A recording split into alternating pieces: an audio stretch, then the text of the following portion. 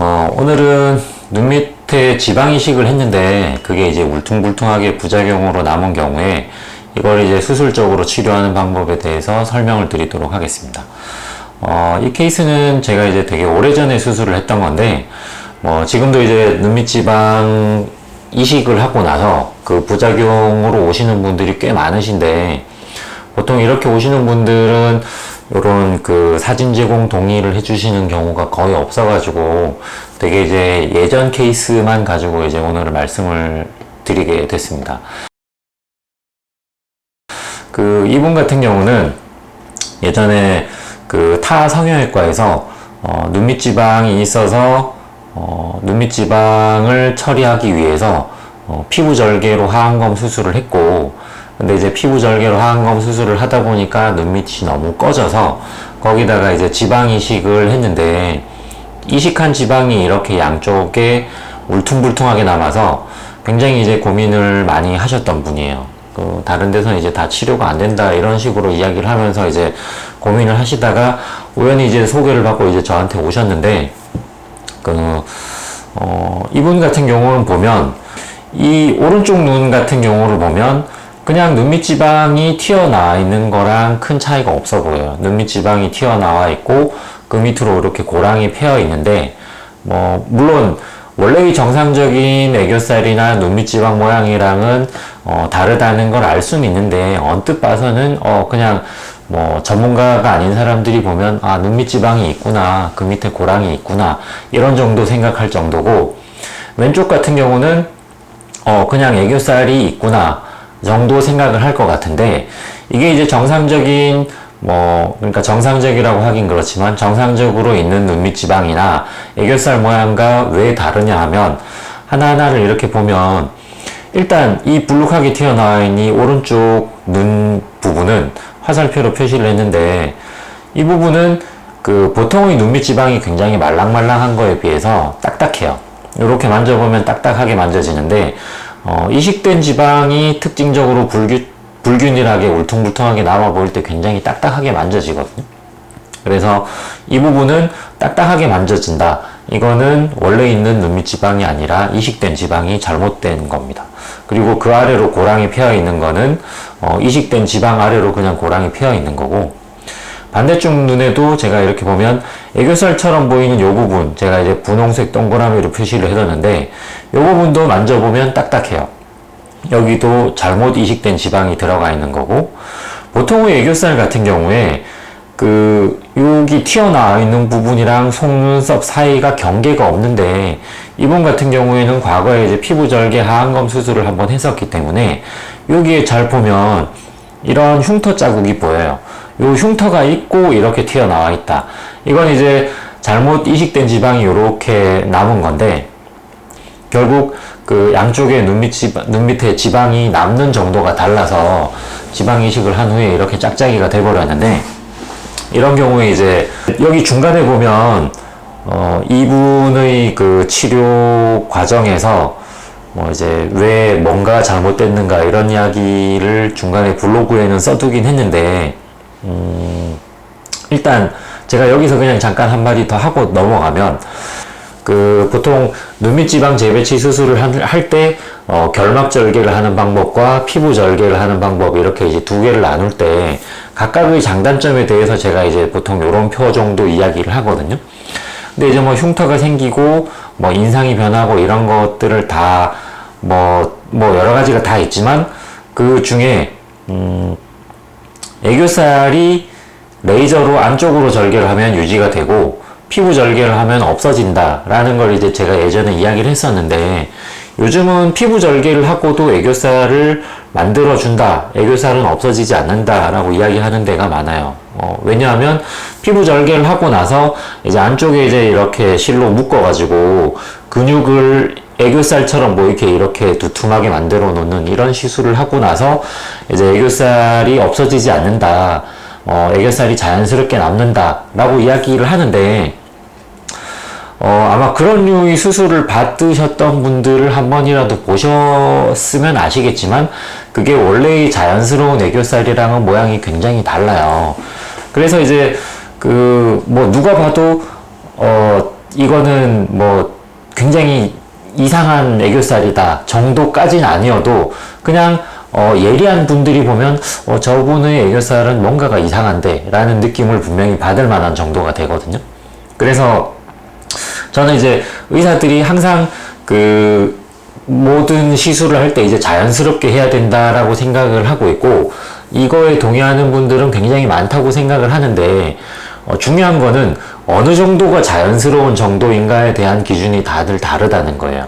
그냥 완전히 시술한 티가 안 나는 정도가 되어야지 자연스럽다라는 생각을 하는 경우도 있겠지만, 이 정도는 그냥 용인할 만하다. 남들이 봤을 때 대충 보면 잘 눈에 띄지 않는다. 이 정도도 자연스럽다고 생각을 할 수는 있거든요. 그래서 뭐 이제 다른 이야기지만, 피부 절개를 통해서 수술을 했는데 애교살이 유지가 된다라고 하는 그 애교살은 원래 있는 애교살과 모양은 꽤 차이가 있다라고 생각을 하시면 됩니다. 다시 이제 이분의 케이스 본론으로 돌아와서, 이분 같은 경우에 이제 그러면 여기에 들어가 있는 이 지방들을 이제 제가 제거를 해야 되는데, 그 지방을 제거하기 위해서는 어느 부분을 목표로 하고 들어가야 되는가. 그래서 지방이 있는 부분들을 미리 잘 살펴보고 그 부분들을 이제 제가 찾아가서 이제 제거를 해야 되는 거거든요. 그래서 이제 보면 오른쪽 눈 같은 경우는 이렇게 전체적으로 덩어리져 있는 게 보이고, 왼쪽은 보면 이쪽 덩어리, 요렇게 이제 몇 개의 덩어리가 이렇게 보이는데, 근데 지금 제가 이렇게 파란색 화살표로 양쪽을 표시를 해뒀는데, 양쪽 바깥쪽 여기가 이렇게 튀어나와 보이는 거, 요거는 세 가지 가능성이 있어요. 첫 번째는 옛날에 이제 피부 절개로 수술을 할 때 외측 지방을 남겨둔 경우에 이렇게 되는 경우들이 있어요. 그 눈밑 지방 수술을 할 때 보통 이제 재발을 하게 되거나 수술 후 결과가 실패하게 되는 원인 중에, 제가 이제 재수술로 오시는 분들을 봤을 때 바깥쪽에 있는 지방이 남아있는 경우가 굉장히 많거든요. 왜냐하면 그 안쪽에 이제 열고 들어가면 그 지방이 내측, 중앙, 외측 이렇게 세 덩어리씩이 있는데, 가운데 있는 지방이랑 내측에 있는 지방은 비교적 노출도 잘 되고 제거하거나 재배치하기가 굉장히 쉬워요. 근데 이제 외측에 있는 지방은 이제 찾아서 들어가야 되다 보니까 이 부분을 보통 수술할 때 남겨두고 나오는 경우가 많아요. 그래서 만약에 내가 옛날에 눈밑 지방 수술을 했는데 바깥쪽이 이렇게 남아있다. 그러면은 외측 지방이 남아있는 거로 생각을 할 수도 있어요. 자, 두 번째는 이분 같은 경우는 예전에 이제 피부 절개로 하안검 수술을 했었기 때문에, 피부 절개로 수술을 하는 경우는 어떤 현상이 생길 수 있냐면, 피부를 절개를 해서 늘어진 피부를 잘라내버리고 꼬맬 때, 그 꼬매는 피부의 양이 이렇게 양쪽이 길이가 맞지 않을 때, 이쪽은 이만큼 있고 이쪽은 요만큼 있다. 그러면 이렇게 남아서 덮이는 부분, 이걸 이제 저희는 도그이어라고 부르는데, 이렇게 바느질 하다가 양쪽 길이 안 맞을 때 한쪽 그 천이 우는 것처럼 피부가 울어서 생기는 경우도 요렇게 생길 수가 있어요. 이분은 피부 절개 하안검 수술을 한번 했었기 때문에 이럴 가능성도 있어요. 그리고 세 번째는 이제 뭐 여기에다가도 지방 이식을 해가지고 이식된 지방이 이렇게 보일 수도 있는데, 이식된 지방은 이렇게 만졌을 때 딱딱하게 만져져요. 그래서 이런 경우는 이제 먼저 만져보고 이제 과연 딱딱하게 남은 지방인가 아닌가 이거를 이제 먼저 보고 제거하는 수술을 하게 됩니다. 자, 그래서 이제 이분 같은 경우는 이식된 지방 제거하는 수술을 했고, 그리고 이제 4주가 지난 모습입니다. 오른쪽 눈밑 같은 경우는 이식된 지방이 덩어리져 있어서 비교적 제거하기가 쉬웠었어요. 그래서 이제 이게 싹 없어졌고, 아까 파란색 화살표로 표시한 이 바깥쪽 요 부분도 없어졌어요. 반대쪽은 보면 약간은 울퉁불퉁한 게 남아 있어요. 이 울퉁불퉁한 부분들을 이제 조금 제가 다시 분석을 해서 보여드리는데, 눈을 위로 쳐다봤을 때 이렇게 조금 더 울퉁불퉁한 게 잘 보입니다. 그래서 제가 이제 그 삼각형 3개로 이렇게 표시를 해서 보여드렸는데, 첫 번째로 요 코 옆에 있는 분홍색 삼각형 부위, 이 부위는 안쪽 결막을 절개해가지고 들어갈 때 여기는 굉장히 접근하기가 힘든 부위예요. 그래서 보통 여기까지 잘못 이식된 지방이 있는 경우들이 굉장히 많은데, 당시에는 제가 이제 여기까지는 손을 대지 못했어요. 근데 이제 지금은 이 수술을 많이 하다 보니까 이 부분에 있는 경우도 어느 정도 제가 제거할 수 있는 부분들이 있는데, 이 부분은 원래는 굉장히 접근하기가 힘들어서 제거를 하기가 힘든 부위다 정도 생각을 하시면 될 것 같고, 두 번째로 요 노란색 삼각형으로 표시한 부분은 이게 이제 그 눈밑 지방이랑 이식된 지방이 있는 위치가 약간 다른데, 이식된 지방은 그 눈둘레에 있는 근육이랑 경막이랑 그 사이에 보통 위치해 있거든요.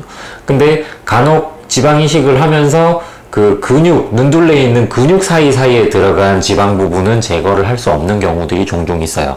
그래서 이 부분에 약간 울퉁불퉁한 느낌이 드는 부분은 근육 사이에 들어가 있는 그 지방인데, 이걸 제거를 하려면 이제 근육을 손상을 시켜야 되다 보니까 근육 손상을 주지 않기 위해서 이 부분은 어쩔 수 없이 남겨두고 나왔습니다. 그리고 마지막으로 요 하늘색 화살표 표시한 부분은 이식된 지방이 남은 게 아니고, 이 부분은 그 피부절개 하안검 때문에 생긴 그 도구예요. 피부가 그 봉합할 때 남았던 부분. 이거는 이제 이식된 지방 제거 수술이 아니라 여기를 절개하고 뭐 이제 다른 성형 수술을 통해서 이제 해결을 할 수가 있는데, 뭐 그 수술은 제가 하지 않기 때문에 그냥 남겨뒀습니다.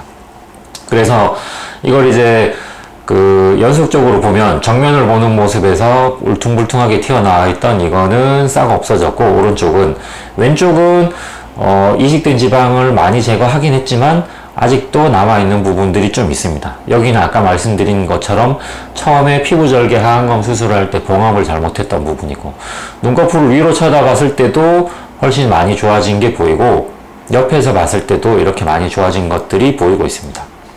그래서 결론으로 말씀드릴 건, 눈 밑에 지방 이식을 하고 나면 그거를 쉬운 수술은 아니지만 제거를 할 수가 있다.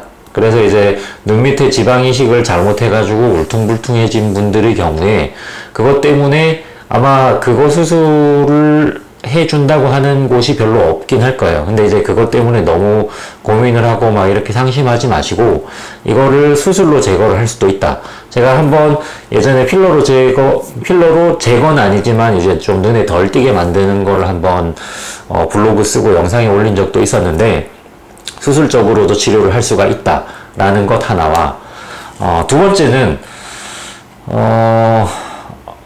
꺼진 부위를 채울 때 제가 이제 매번 필러가 있고 뭐 스컬트라가 있고 뭐 지방 이식이 있고 여러 가지 치료들이 있는데, 뭐 스컬트라를 빼고 지방 이식이 좋으냐 필러가 좋으냐 이거를 이제 많은 분들이 물어보는데, 지방 이식을 할 때 물론 이렇게 울퉁불퉁해지지 않고 매끈하게 잘 되었다면 그게 이제 평생 유지가 되고 굉장히 좋을 수 있는데, 사람이 하는 일인데다가 어느 정도 남을지 예측하기도 힘든 게 지방 이식이기 때문에, 그 과연 지방 이식을 해가지고 눈 밑 이런 예민한 부위, 눈꺼풀 위 이런 예민한 부위를 채웠을 때 그 결과치를 얼마나 정확하게 예측을 할 수가 있을까? 또 만약에 잘못됐을 때 그걸 쉽게 해결할 수 있을까? 이런 부분에 대해서 꼭 생각을 하고 치료를 하셔야 될 것 같아요. 이분처럼 이식된 지방이 이렇게 짝짝이로 울퉁불퉁하게 남는 경우에 안 하니만 못한 시술이 되는 거거든요. 그래서 만약에 이게 필러였다 그러면 그냥 녹여내면 되는데, 이게 지방이었기 때문에 이분은 이 수술을 하고도 몇 년을 계속 이렇게 고민하면서 상심하고 계셨던 거예요. 뭐 이제 수술로 제거를 하긴 했지만 굳이 그렇게 고생스러운 과정을 거치지 않아도 된다라는 걸 말씀을 드리는 겁니다. 그래서 오늘은 이제 눈 밑에 잘못 이식된 지방도 수술적으로 제거를 하고 좋아질 수 있다라는 걸 말씀드렸습니다. 감사합니다.